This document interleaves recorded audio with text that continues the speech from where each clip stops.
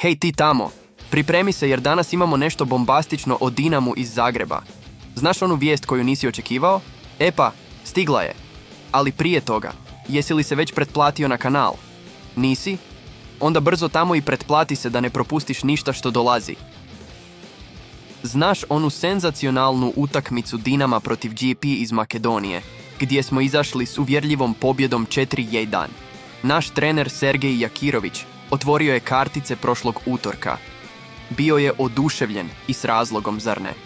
S improviziranom obranom, s Bernauerom i momcima iz omladinskog pogona, dečki su sjajili na terenu. I vidi, nije nedostajalo šansi za povećanje vodstva u prvom poluvremenu. Mogli smo zabiti kišu golova. U drugom poluvremenu, s Brodićem i Halilovićem na terenu, naš napad dobio je nevjerojatnu snagu. I, ljudi, kakva predstava Franja, s 2 sjajna gola. Utakmica je bila za infarkt, čak i s terenom koji nije puno pomogao. I najbolje od svega, bez ozljeda. Jel ti se svidjelo do sada? Onda ostavi onaj simpatični like da budeš u toku sa svim novostima Dinama iz prve ruke. Ali što je s Gabrielom Rukavinom, ha? Tip nije bio u sastavu za utakmicu. To miriše na transfer, zar ne misliš? Čini se da se pregovori zahuktavaju. Još ništa konkretno nemamo, ali glasine su tu.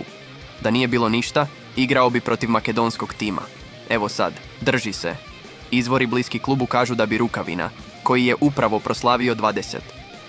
rođendan, mogao biti oslobođen ako odustane od 20% od transfera ili ako Galaxy iz MLS-a poveća svoju ponudu na 3 milijuna eura. Druga opcija izgleda vjerojatnija. Pazimo da vidimo kako će se ova priča razvijati. E pa, svidjelo ti se što si vidio? Želimo čuti tvoje mišljenje. Komentiraj ovdje dolje i, naravno, ako se još nisi pretplatio na kanal, što čekaš? Pretplati se i pridruži nam se u praćenju svih emocija Dinama iz Zagreba.